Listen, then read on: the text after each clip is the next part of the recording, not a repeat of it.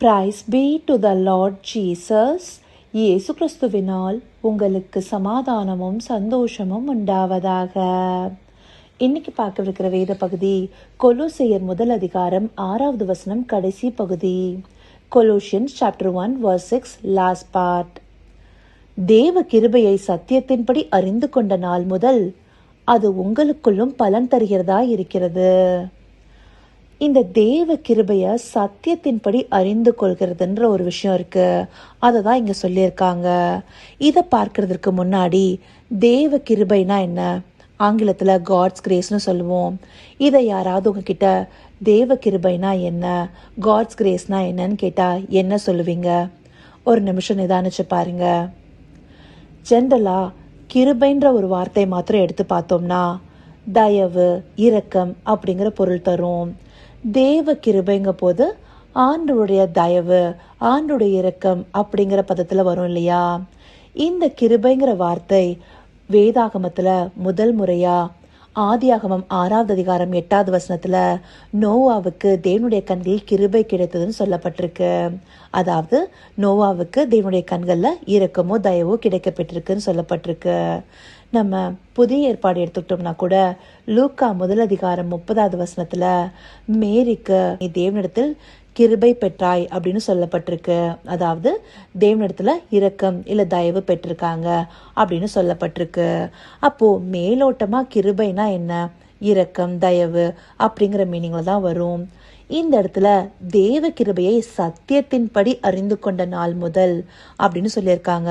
அப்ப சத்தியத்தின்படி இந்த தேவ கிருபையை பார்த்தோம்னா இன்னும் நமக்கு ஒரு உள்ளார்ந்த அர்த்தம் கிடைக்கும் அப்படிங்கிறது மாத்திரம் தெரியுது. அது நம்ம என்னன்னு பார்க்கலாம். தீத்து 2:11 எடுத்துட்டோம்னா, ஏனெனில் எல்லா மனுஷருக்கும் ரட்சிப்பை அளிக்கத்தக்க தேவ கிருபையானது பிரசன்னமாகி. அப்போ தேவ கிருபைங்கிறது இந்த இடத்துல ஒரு விஷயம் தரக்கூடியதா இருக்கு. அது என்னது? ரட்சிப்பு. அதற்காகவே அது பிரசன்னமாகி இருக்கு அப்படின்னு சொல்லிட்டு இந்த வசனம் நம்மளுக்கு தெளிவா காண்பிக்குது. ரட்சிப்பை நமக்கு அருள யாரு வந்திருக்கா? தூதன் இயேசு கிறிஸ்து பிறந்த போது இவருக்கு இயேசுன்னு பேரிடுவாயாக, ஏன்னா இவர் தமது ஜனங்களின் பாவத்தை நீக்கி ரட்சிப்பார்னு சொல்லப்பட்டிருக்கு இல்லையா? அப்போ தேவ கிருபையால நிறைந்தவர் யாரு? ஆண்டவராகிய இயேசு கிறிஸ்து. இத நம்மளுக்கு யோவான் 1:14 கூட அவர் மாம்சமாகி கிருபையும் சத்தியமும் நிறைந்தவராய் நம்மளுக்கு கொடுத்திருக்காங்க இல்லையா? அப்ப இந்த கிருபையும் சத்தியத்தையும் பிரிக்க முடியாது. இது இரண்டும் சேர்ந்தவராதான் இயேசு கிறிஸ்து இருக்காரு. இவர் தேவ கிருபைய நமக்கு கொடுக்கிறாரு. அதாவது இந்த பாவத்திலிருந்து மீட்டு கொள்ளப்படுகிற அந்த ரட்சிப்பு. பவுலடியார் எதற்காக தெரிந்து கொள்ளப்பட்டார்னு சொல்லிட்டு அகிரிப்ப ராஜா கிட்ட அப்போஸ்தலர் 26:18 சொல்றாரு இல்லையா? ரொம்ப நேர்த்தியா இருக்கும் அந்த வசனம். அவர்கள் தேவனை பற்றும் விசுவாசத்தினாலே பாவ மன்னிப்பையும் பரிசுத்தமாக்கப்பட்டவர்களுக்குரிய சுதந்திரத்தையும் பெற்றுக்கொள்ளும்படியாக அவர்கள் இருளை விட்டு ஒளிநடத்திற்கும் சாத்தானுடைய அதிகாரத்தை விட்டு தேவனிடத்திற்கு திரும்பும் படிக்கும். இந்த விஷயம் ரொம்ப நேர்த்தியா கொடுக்கப்பட்டிருக்கு. நம்ம ஆண்டவரை விசுவாசிக்கிறது மூலமா பாவ மன்னிப்பை பெற்று பரிசுத்தமாக்கப்படுறோம். அதனால தேவனுடைய சுதந்திரத்தையும் பெற்றுக்கொள்கிறவர்களாகிறோம். இருளை விட்டு ஒளிநடத்திற்கும் சாத்தானுடைய அதிகாரத்தை விட்டு தேவனிடத்திற்கு திரும்பும்படியான அந்த இளைப்பாறுதலுக்குள்ளார நம்ம பிரவேசிக்கிறோம். இந்த படியான ஒரு விஷயத்தை தான் தேவ கிருபை நமக்கு கொடுக்குது ரட்சிப்பின் மூலமா. அதுவும் விசுவாசத்துல துவங்கியிருக்காங்க இல்லையா? இதைதான் எபேசியர் 2:8 சொல்லுது.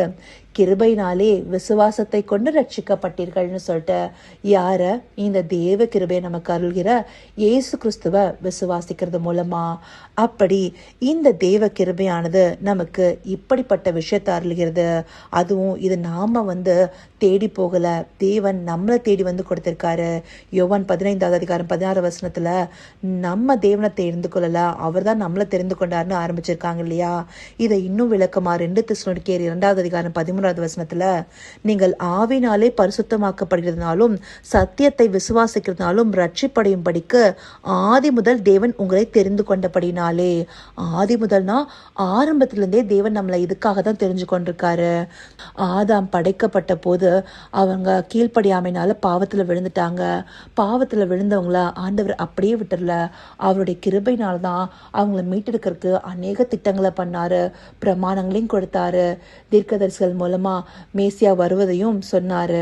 அப்படி தன்னுடைய சொந்த தன்னுடைய ஒரே பேரான குமாரனையும் கொடுத்து நம்மளை இந்த ரட்சிப்புக்குள்ளே கொண்டு வந்தார்.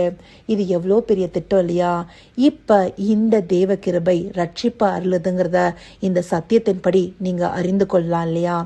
இதை நம்ம சத்தியத்தின்படி அறிந்து கொண்ட நாள் முதலாக தான் அது நமக்குள்ளேயும் பலன் தருகிறதா இருக்கும்னு சொல்லிட்டு இந்த வசனம் தெளிவாக சொல்லுது. அப்போ தேவ கிருபைனா இப்போ உங்களுக்கு தெளிவான ஒரு அர்த்தம் புரியுது இல்லையா? நம்ம காட்ஸ் கிரேஸில் நல்லா இருக்கும்னு சொல்கிறோம். அந்த நல்லா இருக்கிறது பாவத்திலிருந்து நீங்கள் பெற்று பரிசுத்தமாக்கப்பட்ட அந்த வாழ்வுக்குள்ள இந்த பாவமானது கொடியது. அதோடைய விளைபலன்கள் மிகவும் மோசமாக இருக்கும். இந்த பாவத்தின் சம்பளம் மரணமாகவும் இருக்கு. இதுல இருந்தெல்லாம் நம்மளை இந்த ரட்சிப்பின் கரம் தேவ கிருபையினால மீட்டுக்கொள்ளுது. இந்த அர்த்தத்தை சத்தியத்தின்படி அறிந்து கொள்கிறது மூலமா தான் அது நமக்குள்ள பலன் கொடுக்கிறதா இருக்குங்கிறதுக்கு தேவன் இந்த வசனத்தின் மூலமா நம்மளுக்கு தெரிவிக்கிறாரு. அதற்காக அவருக்கு நன்றி தெரிவிப்போமா? கர்த்தாவே, தேவாதி தேவனே, உமக்கே இந்த வேலை நன்றி செலுத்தினோம் ராஜா. அப்பா, நீர் எங்களுக்கு தந்த இந்த தேவ கிருபையின் மூலமாக அப்பா நாங்கள் ரட்சிக்கப்பட்டு பாவத்திலிருந்து நீங்கி பரிசுத்தமாக்கப்படுகிறோமே ராஜா. ஆண்டவரே, அதை இந்த சத்தியத்தின்படி நாங்கள் அறிந்து கொண்ட நாளிலிருந்து எங்களுக்குள்ள அது பலன் தருகிற விதமாக இருக்குங்கிறத காண்பிச்சிருக்கீங்களே தகப்பனே. இதை உணர்வுள்ள இருதயத்தோடு நாங்கள் பார்க்கணும் ராஜா. ஒவ்வொரு நாளும் உம்முடைய கிருபைக்காக வேண்டி அப்பா எங்களை பாவத்திலிருந்து நாங்கள் முற்றிலுமாய் நீக்கி அப்பா உம்முடைய பரிசுத்தத்துக்கு உட்படுத்துறதுக்கு பரிசுத்த ஆவியானவரும் எங்களுக்கு கொடுத்திருக்கீங்க தகப்பனே. இப்படிப்பட்ட தேவ கிருபை அப்பா யாருக்கு கிடைக்கும் தகப்பனே? இதை சத்தியத்தின்படி அறிந்து கொண்டதன் மூலமாகவே அப்பா இது எவ்வளவு பெரிதானதுன்னு சொல்லிட்டு எங்களுக்கு புரியுது ராஜா. ஆண்டவரே, இதை ஒவ்வொருவரும் உணர்வுள்ள இருதயத்தோடு பார்த்து அதை பற்றி கொள்ள தேவரீர் தயவு பாராட்டுங்கப்பா. அப்படின்னு நீங்க நடத்த போகிற கிருபைக்காய் நன்றி. சகலவித துதி மகிமை கனம் யாவும் ஒருவருக்கே செலுத்துகிறோம். இயேசு கிறிஸ்துவின் மூலமாய் வேண்டிக் கொள்கிறேன் பிதாவே. ஆமென், ஆமென்.